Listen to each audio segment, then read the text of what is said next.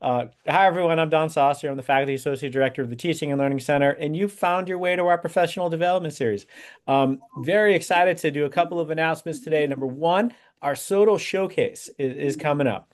Our Soto Showcase is an amazing event, and join our TLC Hub, our Teams channel, where you get all this information directly. But our Soto Showcase is an amazing event.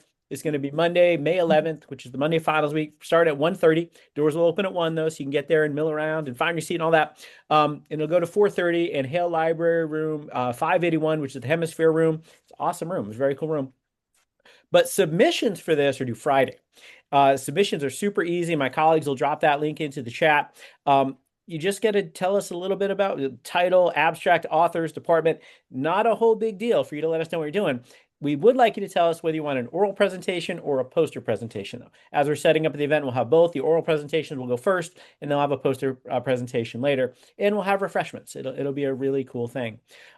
Today, and by the way, attend enough of these events, you can get a professional development certificate. You could become a fellow potentially, present our series next year, and my colleagues will drop that information into the chat. But what I'm very excited about today is today we actually have a chat.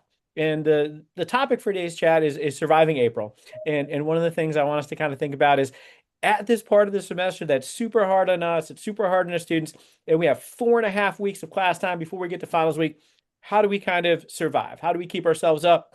How do we navigate our students through it? How do we set them up for success? And how do we keep this experience as positive and fulfilling as it can be? But before we get to that part of the chat, as we always do, I want to open it up for any questions or comments or issues that people are having that they'd like to crowdsource answers to. Because if you haven't been to a teaching chat before, it's also kind of the TLC office hours. So anything that you kind of want to put on the agenda for conversation today, we're open. So does anyone have anything they want to talk about?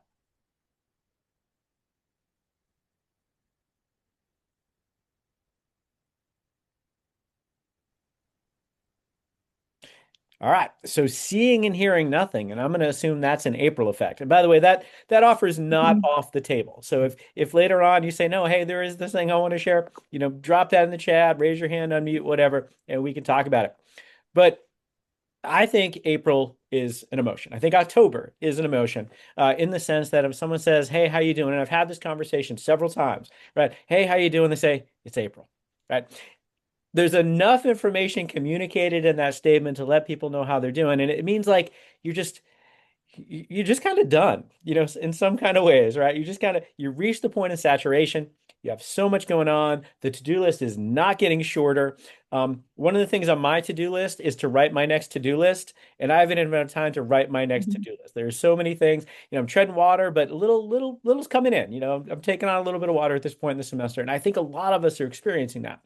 So to begin, I wanted to kind of open it up for like, what are the things that are contributing to April? What are the kinds of things that are overwhelming us right now? And Andy says that her desk is covered in to-do lists. Absolutely.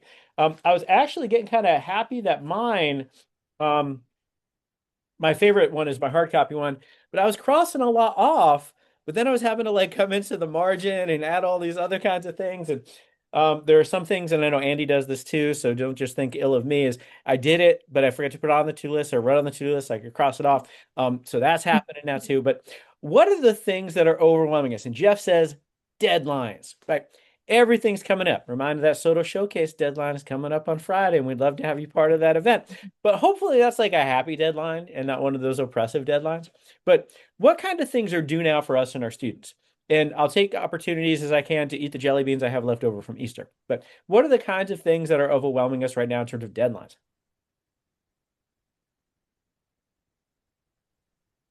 I think that also, like, in addition to deadlines like the Soto Showcase proposals, I think that this is the part in the semester where you're kind of looking down the barrel at the last few weeks left and trying to figure out how you're going to set it up so that students can get their like projects done with the amount of time. One thing that I didn't notice as a student or didn't think about is that, like, as a professor, I think I get maybe not as stressed, but close to as stressed about like how my students are going to get the work done in the last part of the semester as they do. Like, okay, how do I make sure, am I asking them to do too much? Have I given them enough support to be able to do this? And so there's also a lot of that. Like, are there things that I need to do in my teaching to make sure that they're getting what they need? So there's a lot of that for me at this point in the semester. Absolutely. And a lot of those things we ask people to do, as Carrie says in the chat, results in us having to do some grading. And one of the things about assignments is everything we assign comes back. And usually what happens is we make an assignment. I know that this happens for me. Sometimes I ask them to do too much in that assignment, and then their too much becomes my too much.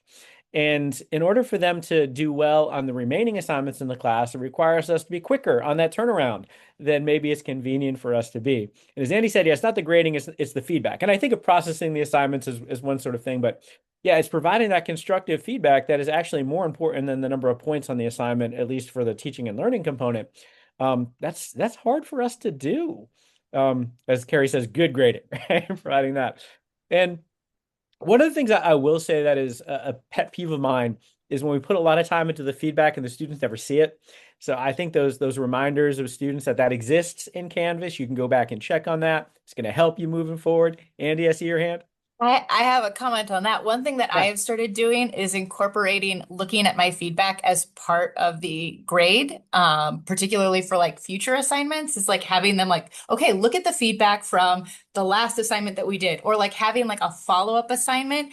I've started doing this in my classes and I find it really helps because students before I was getting frustrated because they'd be like, oh, I didn't even see that you left me feedback. I was like, oh, ouch. So spending time, one, I also show them like how to access feedback, like going into Canvas and being like, this is what it looks like, this is where you'll see it, this is how I give feedback. And then having it be part of an assignment, a follow-up assignment, or like before the next assessment to say, like, go back and look at the feedback that I gave you on the last assessment.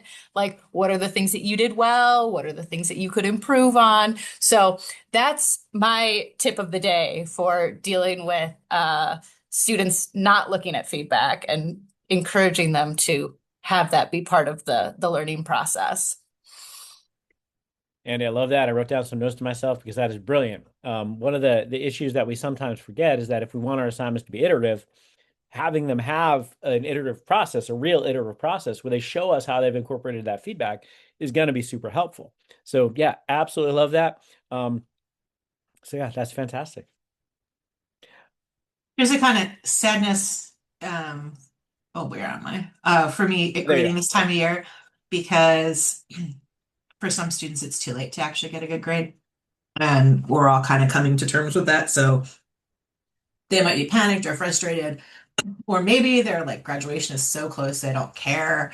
But then there's like sadness for me too, like that some doors are closed or some pathways are closed off for them now. So it feels a little bit different than grading at the beginning of the semester. I think it's a really important point and something I think that goes. I know our students aren't necessarily aware of this, but sometimes we as colleagues forget too, like the emotional labor that goes into teaching.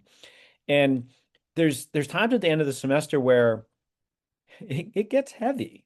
Kara Matu and I were talking to a student in our principal's college teaching class this morning because she had a question about something she's doing in her GTA. She caught a student cheating. They used AI inappropriately on an assignment.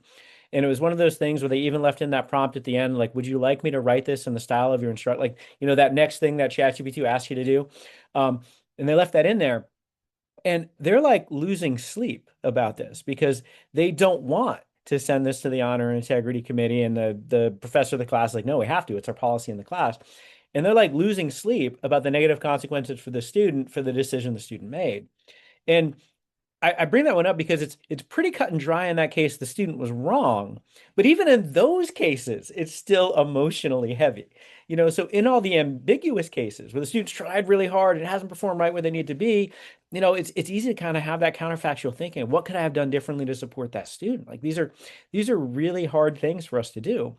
And the thing that I tell people is if it makes you feel bad when your students fail or when your students mess up in your class, like it means you're a good person.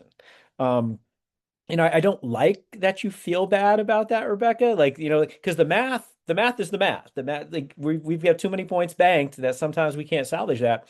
But the fact that you feel better at that means I like you as a colleague. That you don't feel good about that makes me like you as a colleague. And I think just even having us, share that, yeah, it sucks when we get to this point because I know I've had a lot of students in my Gen Psych class, which is the first semester class. So a lot of times it's one of their first classes in college where they say, so if I do well in the final, I'll get an A, right? Like, no, no, no. Finals only worth this many points. You already have this many points banked, and sometimes it's very hard for them, and especially for the students who are maybe a little bit math phobic, to kind of think about how that works. But yeah, that's rough that we're Yeah. dealing with.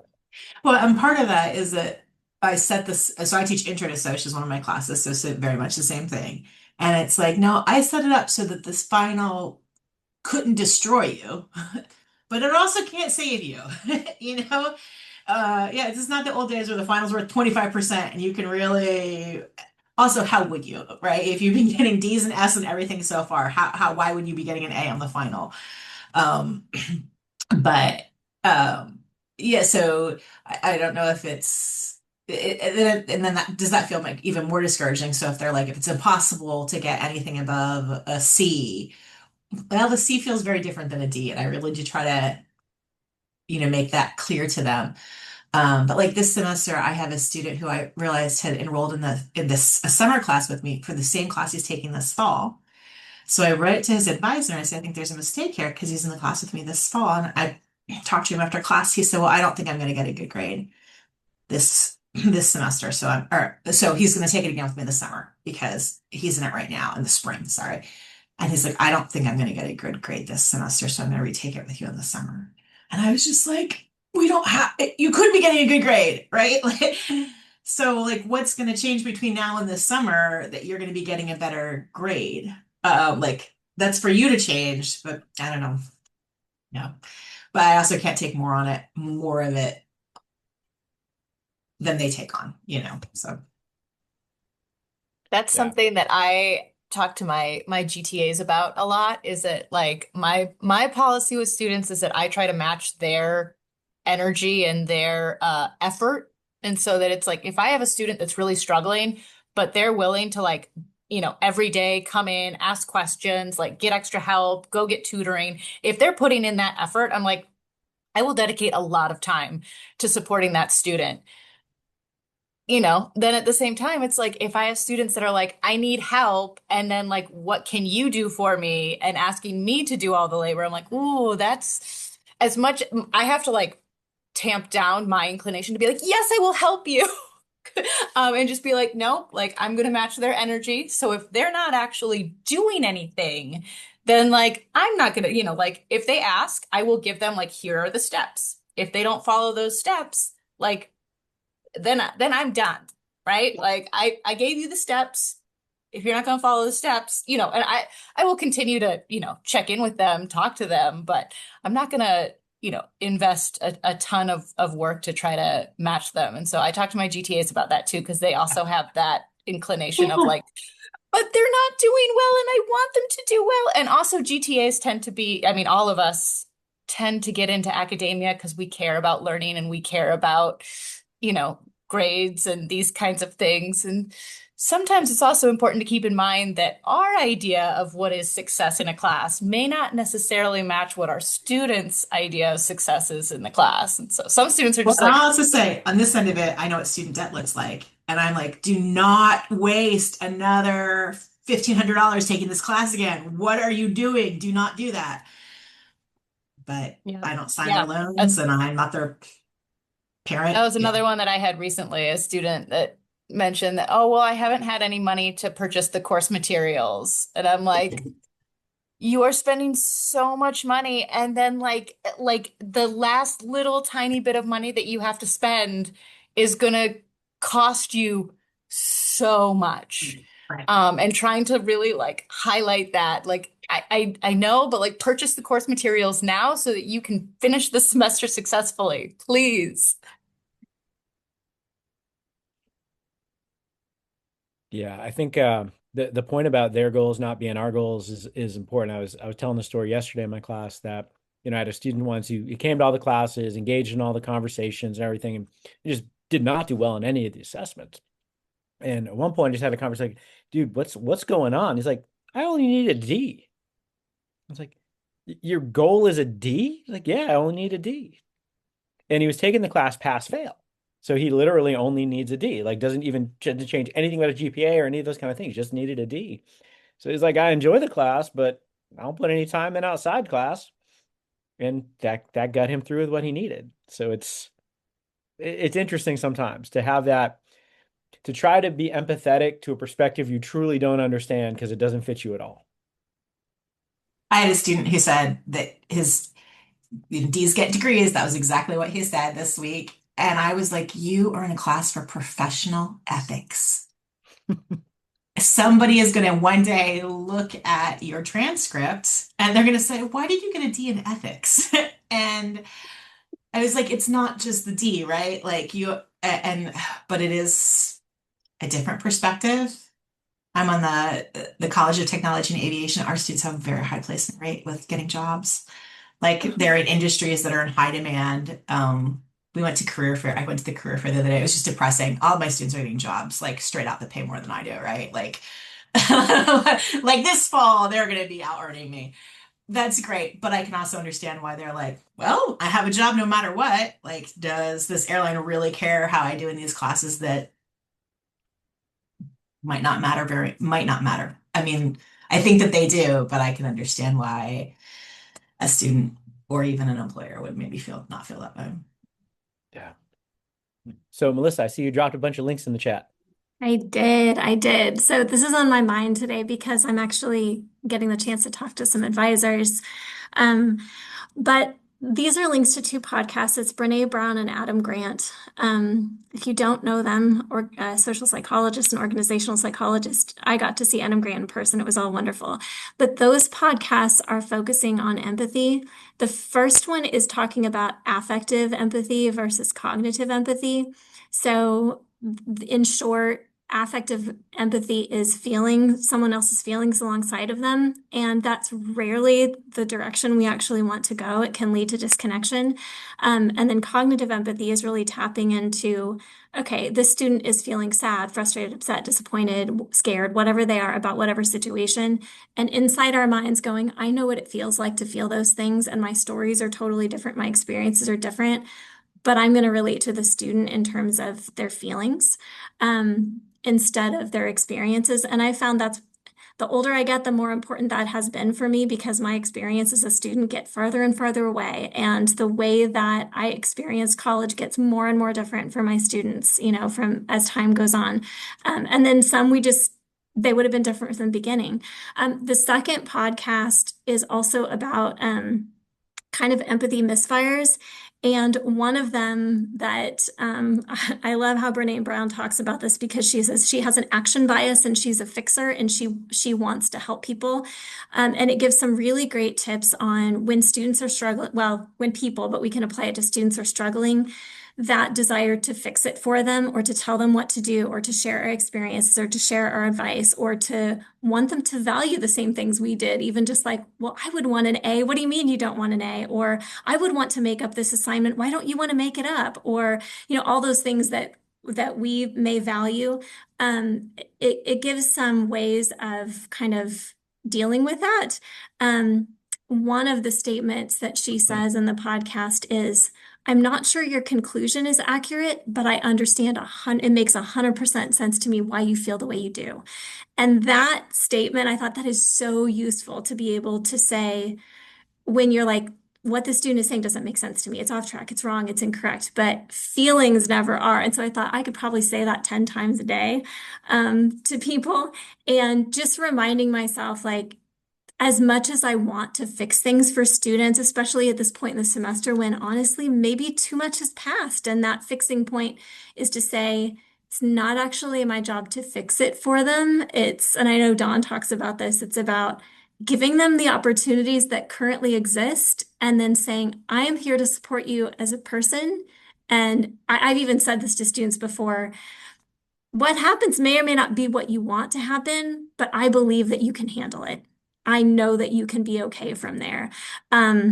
even if the outcome is not the grade that they want, or they don't get the internship they've talked to you about or the research experience, telling them that you believe in them in terms of they're capable of handling disappointment, they're capable of handling whatever it is that happens. Like sometimes that's actually what they need more than for us to fix it for them. But Andy, I feel you on that so much. I'm like, here's the list of things to do, where I have created plans for students and said, here's a list of the 10 things if you do all these things, and they rarely follow it. And it's hard, but I've learned to say, okay, you come up with the plan.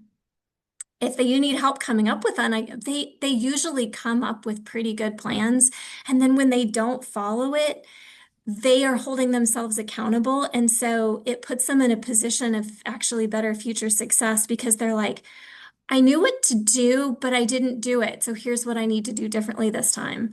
Instead of, well, this person told me what to do and I didn't do it. And they start to feel that they might feel that shame or embarrassment, versus if they come up with that plan themselves, then they might even feel okay to change it. But this is just, it's so hard. It's such a hard time of year. And oh, the other thing I was going to say, totally unrelated to the podcast, Dawn, I did the mid-semester feedback, and I have not done that several times because I have fallen behind on grading, and I've thought, I can't ask them for feedback. Number one, they're just gonna be mad at me for being behind on grading. Number two, they're gonna say, well, I can't give you any feedback because you haven't given me any. And this time I was like, you know what? I just got to do it anyway.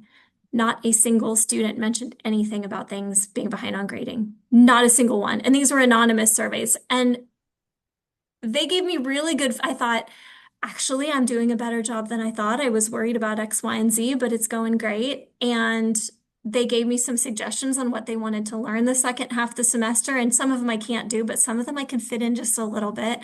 So if you haven't done it, do it. Do it. Just ask them what's going well for you in this class. What changes do you want to see? Like, even if it's just 2 questions, it's so worth it. Sorry, that was a lot of talking.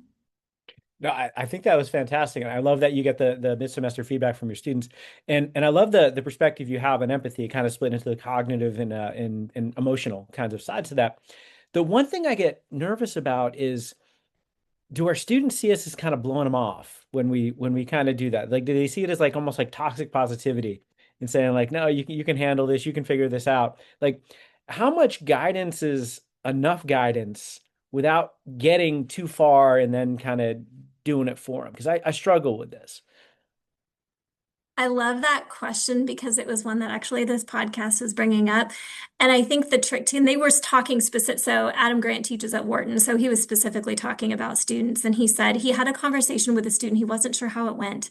He didn't feel like, he just left kind of feeling like I didn't help them the way I wanted to. And that's where I'll just use the jargon, the circling back helps. Reach out to that student that day or a couple days later and just say, hey, I just wanted to check in to see how you were feeling about this. Or even saying, I'm not sure I provided the guidance that was helpful to you. Or, I put a lot on you and I want to make sure you know I'm here for support. And usually they're just like, oh yeah, everything's fine.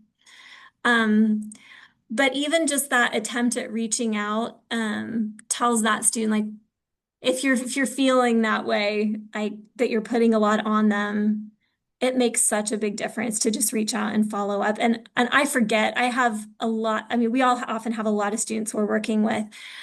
And I'm like, I don't want to send it today. I want to give them a day or two to think about it. I just stick it on my calendar to write them an email, in a couple of days and follow up, or I'll draft the email and I'll go back to my drafts and send it. But I would love to hear what other people think because I struggle with that too. I think I love that.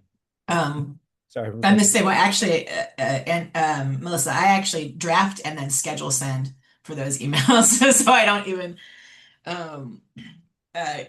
go back, and have to think about it again. I think so. Kind of stepping more to like this. So my field is sociology, so I think about these structures a lot. I do think that our students face an even harder world than we've probably faced or we collectively faced as undergraduates. And I keep thinking part of this is not our fault as faculty, but is like our fault as the responsible adults who vote on things. Like the cost of college is out of control. So while I can say like, you can do this hard thing, it's going to be a hard moment and I know you can handle it. And I think that is a very important message to send to students. Like sometimes the hard thing is going to be that they're dropping out of college and they're leaving college with debt and no degree. And that is such a tumble down, a bad path for students. And can they handle that hard thing? Yes. But like other than like signing up for the military or like doing something lands you in jail or a traumatic brain injury or a unwanted pregnancy, those are like the big bad things that happen most often to people in this age range. And they're not small things. Like I've seen lots of students drop out of college, but for that student, that's the only time they're going to drop out of college. And so, like, yes, people overcome those bad things, but also a lot of people don't. You know, like it does send them down a path that they don't get to turn around from, or they don't get to turn around from for years. I don't think that as faculty, there's necessarily a lot we can do about that. But I do think there's a lot that we bigger can do about that. Yeah, and I think I'll raise LB's point that she had dropped in the chat a little bit ago that says we think of our students as children, and some of them may be, but we have to remember to help them grow into self-responsibility, right? So this is a developmental path. This is, for a traditional age college student in emerging adulthood, this is they've got to learn to navigate some things they may have not had to navigate before, and we need to guide them, but we can't be helicopter professors or what's the other one we push everything lawnmower professors, right? That's not our job. And LBU on you did your video, so I didn't know if you wanted to weigh in there. I'm at home and I was dressing, so sorry about that. But yeah, I've been listening because all of these are experiences I've had. I teach freshmen, so of course, when we talk about, their first year of college is traumatic for a lot of them. And I heard a comment that I totally agree with, and I can't remember who said it, but I think it's really important to encourage them that most of the time as faculty, we're thinking about the mind. I have something called mind, body, spirit. And spirit is the other side of the mind, what we teach and we want them to learn. But the other side, and I want to think it was you, Melissa, who brought it up.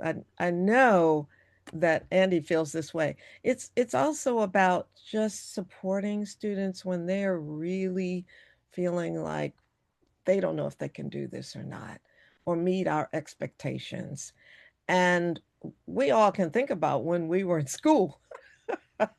But like me, it's been what, 50 years almost since I was in school. So we have to somehow or another touch them as humans. And I'm really about humanity right now. I mean, it's huge in society as well. And some of these kids aren't coming from families where they get the kind of support that we can give them. And I'm always aware of that whatever they've gotten at home, that's one lifestyle and one way of living. And that may be the only one they know. And so when we can reach out a little bit more than just being the mind person that pours it in, that I think we have a chance of not so much saving students, but getting them to feel like they're worthy of being there and continuing to strive. Because perseverance and the example we can give them sometimes comes from us. It just comes from us. We we may have gone through these same things. I mean, architecture was not easy for me.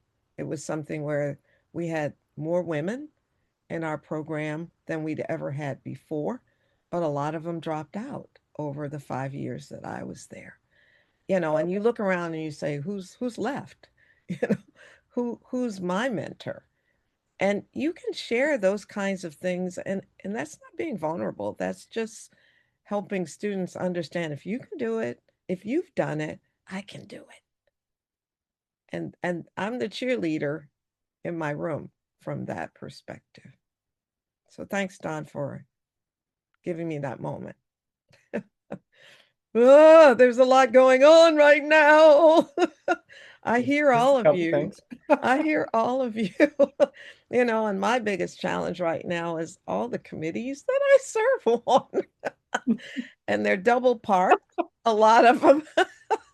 And you LB, know, this is a no faculty senate zone right now. That's come on, LB. I didn't say faculty senate, you said it. But I mean, there are a lot of other committees Yeah. that I'm serving on right now. And you want to put in the time because you feel like you're the one who can give good insight. Let me say it that way. But you also have a duty to your students. And when they are at the end of the semester and panicking, you know, how much time do you give them? I'm known to go over the board. I mean, really over a top.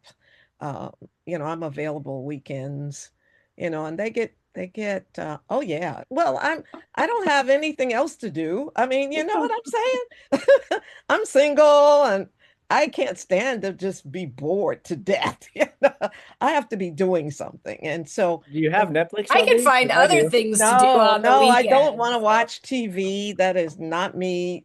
No, seriously. I'm a 24-hour girl. I mean, if you don't know me at 3 o'clock in the morning, I'm texting. I'm just that way. I'm just built that way. And I don't expect other people to be that way at all. I know that's me. And I'm comfortable with how much time I give them. And I have someone who is not a formal TA that I designate, and I've learned to pass things on to her and say, you post it, you know, just so that they speak in the language that the student understands. Even when I told them in the classroom, I have them tell it, and then they also talk to that person first before they talk to me. So Mhm. it teaches my freshman leadership, and one of the things I've learned is that a lot of them, because they get that opportunity as freshmen, they end up being the leaders of their professional organizations later in the college. So a way to mentor them subtly, softly, caringly, to find their whatever you want to call it, their talents, ways to nurture that, and then to have them give back to their classmates in ways.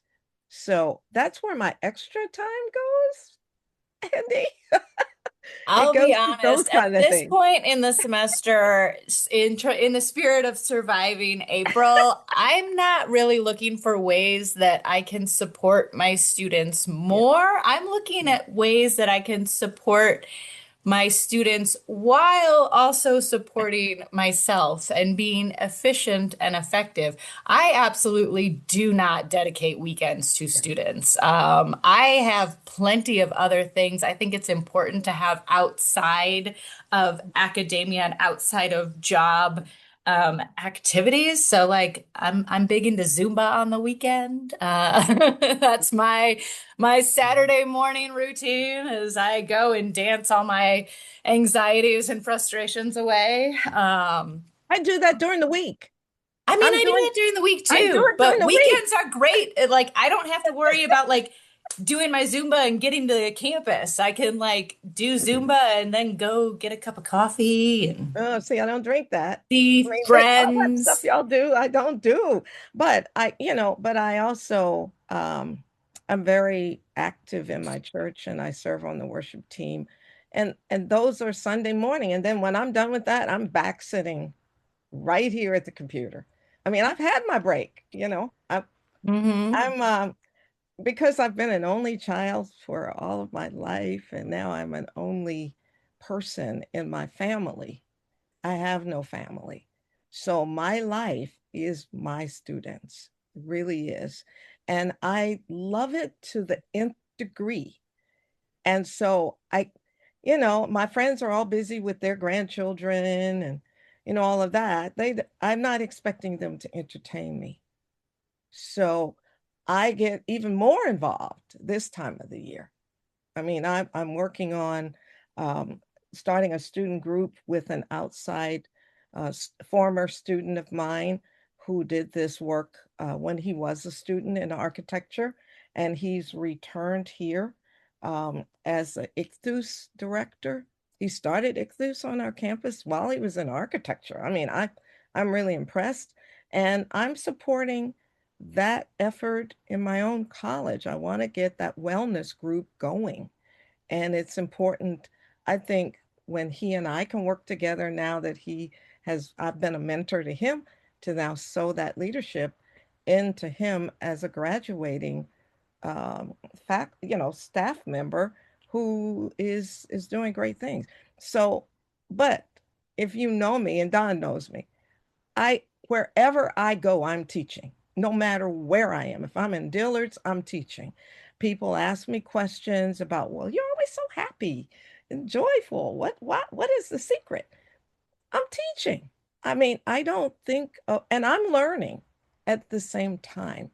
So other people spread their time between more personal kinds of things. I'm a person who doesn't have those things in my life. I do have church kids and other ways that I'm teaching all the time, and I see it all as part of a societal growth. And so I don't expect other people to do what I do. I'm not even asking them to do it. I know that I have to be comfortable in it, in my own skin. And so, that's my feeling about it. And LB, I appreciate you sharing that perspective. And I think what I want to shift our conversation to, we've sort of started to go there, is how do we survive April? So we've kind of covered why April is so hard. We kind of covered some of the things we do to support our students. And in the remainder of time we have, about 10 minutes, is what kinds of things do we do for ourselves?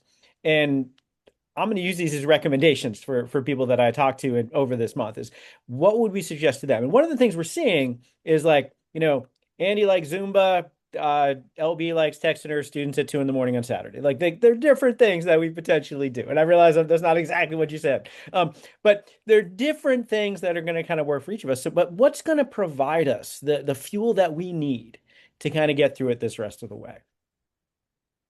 One thing that helps me is being selective about what I commit to so that I can really commit to it and enjoy it. So this is my third spring semester in my job. So I have a little bit of an idea of what to expect. So, like, we have an open house. That was 2 weekends ago. We have the last lecture coming up in a couple weeks. We have tomorrow night is casino night, which faculty and staff put on a casino for our students. And so I was like, I'm going to put that on my agenda. I know that I'm going to do that. It's themed Club Miami. I'm not exactly even sure what that means, but I've got to figure that out. But, like, since I committed to them, I'm also committed to enjoying them. And so, like, saying, like, those will be the things that I do. And then also these will be the things that I don't do. So, like, when the opportunity comes to volunteer for this other thing, because in April and May, you could volunteer for 6 evening things a week. And so just deciding, like, these are the things I'll do, and I'll do them with a good heart, and do them really well. And then, since I've already done those things, when other invitations come in, I've already decided that I'm saying no to them. And that is helpful to me because I'm a person who likes doing a lot of things, and everything that's new looks exciting. So if I already say, well, I've already committed to the 2 things per week I'm doing, kind of above and beyond teaching for April and May, then when that third thing comes in, it's just an automatic no, because otherwise I can pretty easily convince myself to say yes to it. I'm very much the same way, Rebecca. And I recently heard of a concept that I really liked, which is forming a no committee, which is like people in your life that will help you say no to things. Basically, like, you run by them, like, okay, I've been asked to do this, or there's this thing. And yes, I get very excited. I'm like, I want to do all the things. Like, I'm so, like, everything sounds very exciting and I want to participate in it. But then I find myself overwhelmed because I've overcommitted, and I'm like, I want to participate in each of these things, but I cannot participate in all of these things. And so I have right now on my no committee, my sister and my husband that I talk to them and I'm like, oh, I have this, this opportunity. And they'll kind of walk me through like, is this really something like where does this land on your list of priorities? And so the no committee is something that I think is beneficial to have. I feel like a spouse is an ex officio member of the no committee. Yeah. I would say that they get a vote though. A lot of ex officio members don't get a vote. I think the spouse gets a vote. So. I probably could use a spouse. I don't Well, have even just something like asking somebody if somebody asks me to do something, asking them to put it in an email, because that slows down that response for me, and it's much easier for me to say no in an email than it is to say no in person. So like I can say put it in an email so I have the details and can think about it, even though like as soon as they're asking for it, I'm wanting to say yes, knowing I need to say no, so it can slow me down in that excitement. Mhm. And I mean, just like with online shopping, right? If I leave in the cart for 24 hours, half the time I forget about it. So, so like when it's not right there facing me, I can be like, okay, that's not really what I'm excited about. I can put that to the side. I think one of the things, and I really like this conversation we're having about being intentional about the things we take on, is academia is a pie eating contest where the prize is more pie, right? And as you start to do things, people start to realize you're good at doing things, and they give you more things to do. Like many of you, I'm an idealist, and I think that if I do that, it'll be a good thing, and it'll help my students, it'll help my university, it'll help my field, whatever. And it becomes the curse of competence, as Andy says. It's very hard sometimes to realize that if you say no, it's going to be fine, right? Someone else is going to do that and it's going to go well. You're not the only person in the world that needs to do that. And I remember that, early on in my teaching career, they'd asked me to teach classes that they'd agreed not to ask me to teach until after tenure because they're hard classes and all those kind of things. They'd be like, but we think you're the perfect person, right? And I'd be like, well, I am the perfect person, whatever. And it's like, I am the person who needs to do that. I have the experience. I'm ready. And sometimes we need to protect ourselves from ourselves. So, Andy, I love this idea of this no committee. Those people say, hey, like, let's take that step back. And I love the idea of delaying, like Rebecca says, and like, let's not make that decision impulsively. Let's really see where that's going to fit in.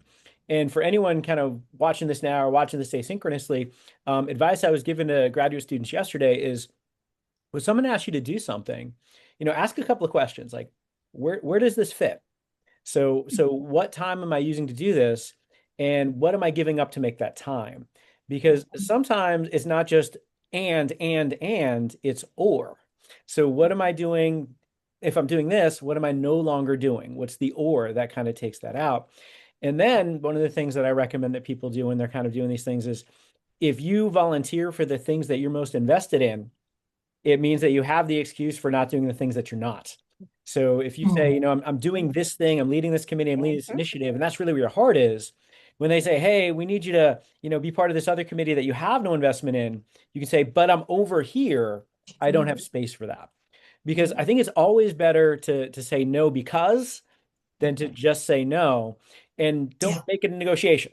Right. So I can't do that because I have this other commitment. Done. Period. It's not negotiation over that, but you're not being contrary. You're being realistic about what your opportunities actually are. I feel there's a delicious irony to talking about how faculty need to focus where they will spend their energy and where they won't, coming on the heels of Rebecca's conversation of a student who chooses not to focus his energy on her class, but on the other. I think energy conservation is a real thing, right? Yeah. It really is. I'm sure our deans feel about us sometimes like we feel about our students. Absolutely. Yeah. Well, I'm thinking about. Go ahead. I was just thinking that years ago, my husband and I would have a lot of conflicts about filling out the paperwork for our kids enrolling in school because I have to do it every year, and it's like pages and pages and pages of this stuff. And I get frustrated because we sit down next to each other, and then he just asks me questions about it anyway. Like, what are our kids' birthdays? What is our doctor? And it's just like, oh, so it's all this gender, mental, emotional labor stuff. And finally, I was just like, I'm going to fill it out. But the rule is I'm putting your phone number for the emergency contact. So some point this year, we're going to have a child who's starting up at school. and you're gonna have to go deal with it, and it won't be me because I'm not the parent to contact, and you are. And that was actually like a nice negotiation because he didn't want to give up the upfront time, and he was willing to take the risk that maybe I'll get called 2 or 3 times in a year, but maybe I won't get called at all. And so we divided that up that way, and he was willing to have less control over his time in exchange for the possibility of not having to be tapped at all. Where I was like, I want to know exactly how my time is going to be used. And like those are very different ways of approaching managing our workload. So I think about that with teaching too. Like sometimes I really need to know exactly how, on some tasks, I need to know exactly how much time this is going to take. This is how much time I'm going to give it, and that's the end of it. And then there are other tasks where I'm willing to be more adaptive to what the needs are.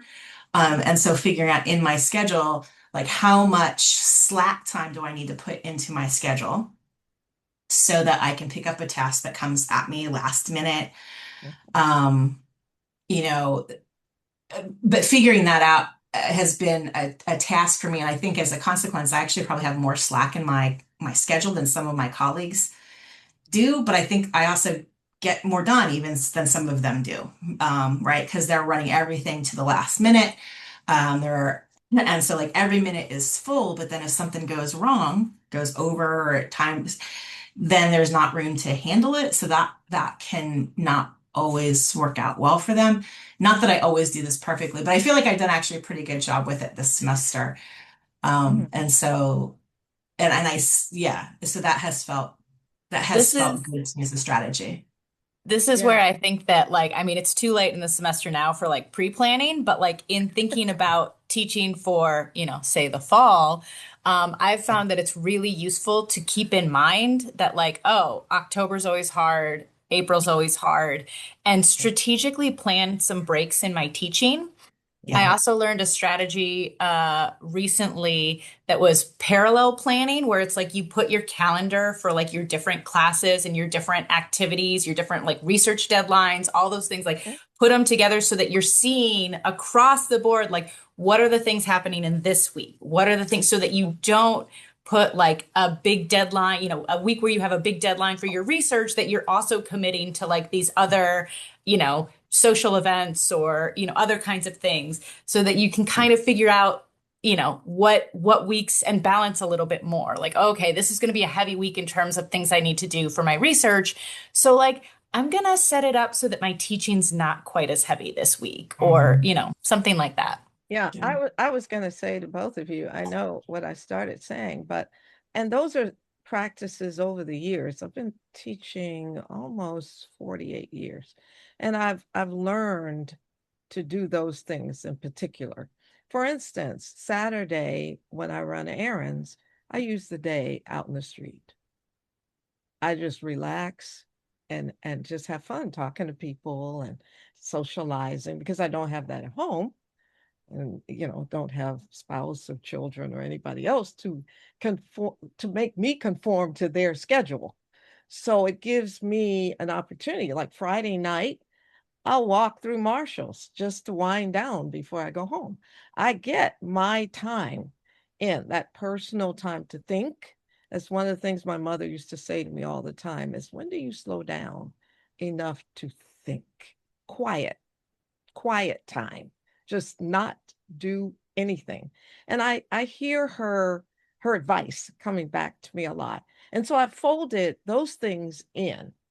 A lot of times I'll come home, and instead of changing, I just start working in the yard, pulling weeds, and before I know it, it's been 4 hours later.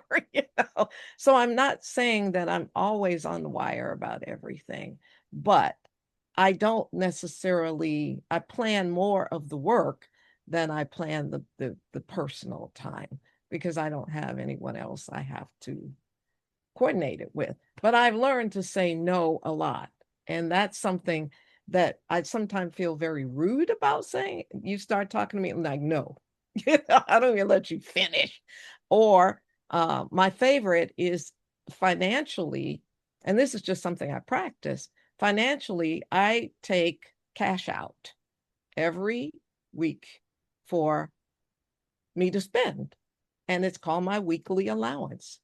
And if you tell me a week ahead, I'll take enough money out to go out with you for dinner. But if you don't tell me until that week, no, I can't do it. I just can't do it financially. You didn't tell me. I don't have it planned. It's not going to happen. You want to talk about it next week. So I do have these boundaries that sometimes the allowance will last 2 or 3 weeks because I didn't use that money. I didn't say I didn't use my checkbook or my debit card, but the cash gets very restricted. And so there is discipline that I'm saying I have that is different from what I said earlier. And I think those are the ways that, as you mentioned, Rebecca, and so did Andy, about how you set up your calendar for the work you've got to do. For instance, right now, I know we have a showcase coming up, and I worked on that this morning and said, okay, whatever the due date is, that is also going to work with a lecture or a paper that I'm going to write. So I'm doubling up on how I deal with those two issues and get them started so that I'm not wasting time. I'm more efficient. So there are things that I do. I think for me, I have the benefit, if you will call it that, of not having anybody else control my time. No family members, no children, no family at all, even in DC. No one is going to tell me when I wake up in the morning, oh, you got to do this with the kids, or you got to do that with a cousin or something. I have total control over that. And so that makes a difference, I think, when you're in that position, as opposed to others that can creep into the schedule even when you didn't know they had a basketball game, you got to go. I've never experienced that. So it's a different world for me in terms of how I live. Sometimes I'm on the receiving end of being told no, because I'm a journal editor. So I'm always asking people to review books, read manuscripts. And so most people say no. But Don, I really appreciate when people say no, because this is where I'm doing my other work. And not I mean, I'm not going to negotiate with anybody who says no, right? But it helps me actually understand what's important to them. And now that I know that, for a future project, it gives me a way to connect to them. So like, no, because I'm working on this thing. Well, I already know we have one topic in common. That's why I came to you. Now I know this other thing you do, and I can be on the lookout to bring other good things your way. So it builds connection, and it lets me know, what do my colleagues care about? What is the priority? I can also say, when I say no to something, I don't worry too much anymore if I don't say no, it won't get done. Because I can tell you, if I'm the only thing between it getting done and not getting done, that is poor planning on the university's part, right? Like, I should not be the only thing holding anything up, because that means it's not a priority for the people who are asking me if I'm the only thing that can make it happen, right? So if I said yes to that, I'd be putting myself in a pretty vulnerable position where there'd be a lot of pressure on me. I wouldn't be getting probably the support that I need for it to be successful. Nobody else cares enough about it to make it successful, except the work of asking me. So it doesn't even feel that high reward. So like, if the college comes and says, like, teach this class that we promised you wouldn't teach, and you're not ready to teach it, it can't be that important to them. Otherwise, they would be doing all the things that need to be done for me to be well supported and being successful for that. Or they'd hire somebody who was already tenured to do it if it was a high priority. So that helps me kind of release myself from that pressure. Mhm. And I like that kind of perspective, and basically saying, hey, it's not me doing all of these kind of things. It's a team, right? And at a university, we are a team. And I want to thank all of you for being on my team at this university. And we are about out of time. Actually, we're out of time a few minutes ago. But I really appreciated this conversation. And I think one of the things that, in terms of surviving April, is social connection. And I really appreciate all of you sharing with me and with our colleagues who'll be watching this later, all of your experiences and all of your tips for kind of surviving this very hard part of the semester. And we've got about 4.5 weeks to go. Next week, we have a great conversation with Brandon Savage about improving course design with targeted end of the term feedback. Where we started early on was with deadlines. The deadline for the SOTO Showcase is this coming Friday. And if you have any questions about that, please reach out to me. If you need someone to say, yes, that's a fantastic topic, I would love to be the person who tells you that. And then you go and submit and you be part of our lineup in May 11th on that Monday afternoon. But thank you so much for being here today. And, keep your heads up. We're almost there. And it's going to be a fun time for the rest of the way. So thank you so Well much. Have a done. great rest of your afternoon.